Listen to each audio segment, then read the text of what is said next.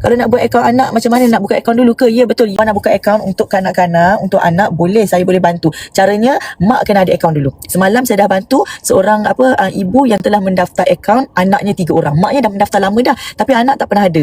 Kebetulan dia warga negara Malaysia, kahwin, dan anak-anaknya semua lahir dekat Singapura. Jadi mendaftar pakai ID Singapura lah. Jadi kalau user 4749 nak saya bantu, user boleh isi beg biru. Ada tak beg biru? Saya dah pinkan kat bawah tu. Isi untuk pendaftaran dewasa dulu. Sebab anak-anak ni kan dia tak ada nombor akaun bank. Anak ni kan dia tak ada Maybank to you, dia tak ada handphone. Macam baby kan, anak saya umur 3 tahun, dia mana ada handphone, dia mana ada email. Jadi untuk pendaftaran anak, dia akan menumpang email ibu, menumpang nombor telefon ibu, dan menumpang Maybank ibu lah, ataupun bank-bank kita lah. Sebab kita yang akan jadi manager untuk akaun anak.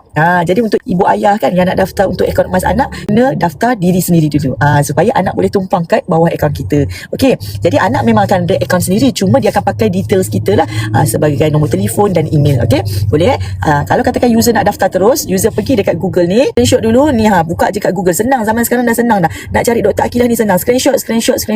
Okey, 3, 2, 1. Okey, lepas dah screenshot ni, pergi dekat Google, type Dr. Akilah Salha. Saya adalah doktor perubatan, tapi saya ni kan suka sangat emas. Saya obses sangat dengan emas. Jadi saya rasa saya nak cerita kat semua orang tentang emas. Ni nampak tak, ada cara bermula. Tekan cara bermula. So dia ada 4 langkah untuk bermula. So yang pertama, langkah pendaftaran akaun. Kalau nak daftar untuk diri sendiri, tekan daftar akaun dewasa. Dekat sinilah masukkan maklumat. Maklumat apa?